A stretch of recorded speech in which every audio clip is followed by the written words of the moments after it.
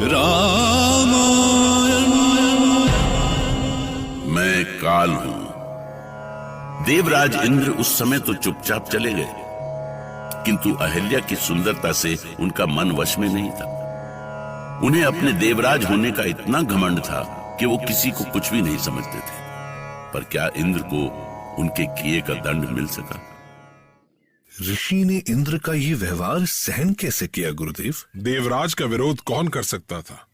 किसका साहस था कि उन पर उंगली उठा सके? अहिल्या लाज से गड़ी जा रही थी। पत्नी को लज्जित देखकर महर्षि गौतम ने कहा, देवी अहिल्या, आपकी आंखों में आंसू? कुछ मत पूछिए स्वामी, मुझसे कुछ मत पूछिए। लगता है आप देवराज की बातों से बहुत दुखी हैं। मैं ऐसी बातें नहीं सुन सकती स्वामी, कभी नहीं सुन सकती। यदि मेरा वश चलता तो मैं अभी उन्हें, किंतु क्या करूं, आपको शांत देखकर चुप रह गई। मैंने अतिथि का अपमान करना ठीक नहीं समझा देवी। और फिर वो कोई साधारण व्यक्ति नहीं है, देवराज इंद्र है। व्यक्ति अपनी योग्यता से देवता कहलाता है स्वामी, ऐसी ओछी सोच से नहीं। हाँ, पर मैं विवश था। उनकी सोच को कोई कैसे बदल सकता है? क्या ऐसी सोच के लिए दंड का विधान नहीं है गुरुदेव? यह कथा यहीं समाप्त नहीं होती सौमित्र लक्ष्मण। देवराज इंद्र की कामना अभी शांत नहीं हुई थी। एक दिन वो फिर महर्षि गौतम के आश्रम में गए। कितनी सुंदर है अहिल्या, इसे तो अलकापुरी में होना चाहिए। अरे ये तो महर्षि के साथ इधर ही आ रही है। अब मैं अहिल्या से तभी मिलूंगा जब ऋषि आश्रम में ना रहे। मुझे यहीं कहीं छिप जाना चाहिए। मेरे हवन पूजा का समय हो रहा है देवी। आज पूर्णिमा का दिन है। मैं पूजन के बाद ही फलों का सेवन करूंगा। किंतु स्वामी, पूजा समाप्त होते होते रात हो जाएगी। क्या इतनी देर तक उपवास उचित है? पूजा विधान के अनुसार पूजा के पूर्व फलों का सेवन करना वर्जित है देवी। आप फल लेकर आ जाएं, तब तक मैं हवन की तैयारी करता हूँ। कितना अच्छा अवसर है। अहिल्या अकेली बन जाएगी। मैं वन में ही उससे प्रणय निवेदन करूंगा। स्वामी, मैं पहले से ही जानती थी कि आज आपका व्रत है, इसलिए मैं संध्या काल में ही फल फूल लेकर आ गई। आप महान है देवी। ये तो अनर्थ हो गया। अहिल्या वन में नहीं जाएगी तो मैं उससे मिलूंगा कैसे? ओम सर्वभूताय नमः।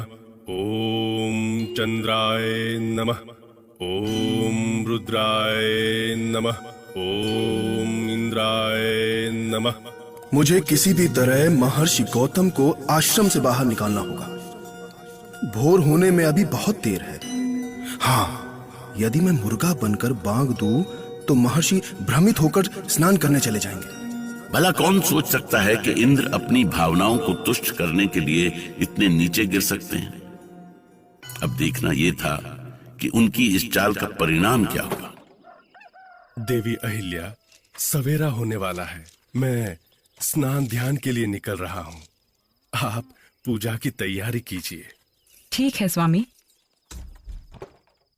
अब मुझे ऋषि गौतम बनकर अहिल्या के पास जाना चाहिए। देवी, देवी, क्या आप पुनः सो गईं? द्वार खोलिए देवी। स्वामी, आप तो अभी अभी। भूल हुई देवी। अभी रात्रि का दूसरा प्रहर बीत रहा है। पता नहीं मुर्गे ने कैसे बांग दी। मैं भी यही सोच रही थी स्वामी। अभी मेरी नींद भी पूरी नहीं हुई और। नींद अभी पूरी हो जाएगी। आइए, आइए ना देवी। अरे अरे, क्या कर रहे हैं आप? आइए ना देवी, आइए। कामनाओं का कोई अंत नहीं। किंतु अभी तो सवेरा होने वाला है। कामना पूरी करने के लिए कोई समय नहीं होता, और फिर आप हमारी पत्नी हैं। छोड़िए ना स्वामी। तभी ऋषि गौतम अपनी कुटिया में लौट आए, पर अब उनके सामने वो आने वाला था जिसकी वो कल्पना भी नहीं कर सकते थे। देवी, कहाँ है देवी? अरे ये कौन आ गया? देवी अहिल्या, कहाँ है आप तो यहाँ है। फिर आपकी आवाज में मुझे पुकारने वाला कौन हो सकता है? अरे अब कौन आ गया बाधा बनकर? ठहरो, कौन हो तुम?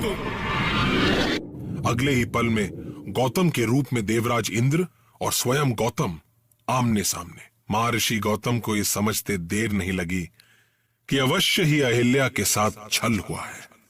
वो चीख पड़े, कौन है तू पापी? तेरा मेरे वेश में यहाँ आने का दुस्साहस कैसे हुआ? पहले तुम बताओ कि तुम कौन हो? तुमने यहाँ आने का दुस्साहस कैसे किया? हे ईश्वर, ये क्या हो रहा है मेरे साथ? एक नारी को ऐसे संकट में क्यों डाल रहे हो ईश्वर? छली है तू, छली है। मैं नहीं, तू है छली। अपने असली रूप में आ दुष्ट, वरना तुम्हें इसी क्षण भस्म कर दूंगा। यदि इंद्र शक्तिशाली थे तो ऋषि भी उनसे कम नहीं थे। वो अपने तपोबल से एक ही पल में इंद्र को भस्म कर सकते थे। ऋषि का क्रोध कुछ भी कर सकता था। छल स्वयं को ही खाए, छली बहुत पछताए।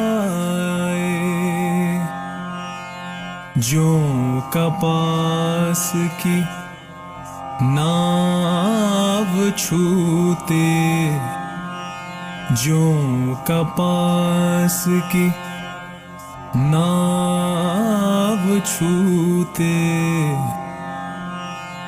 जल को डूबत जाए।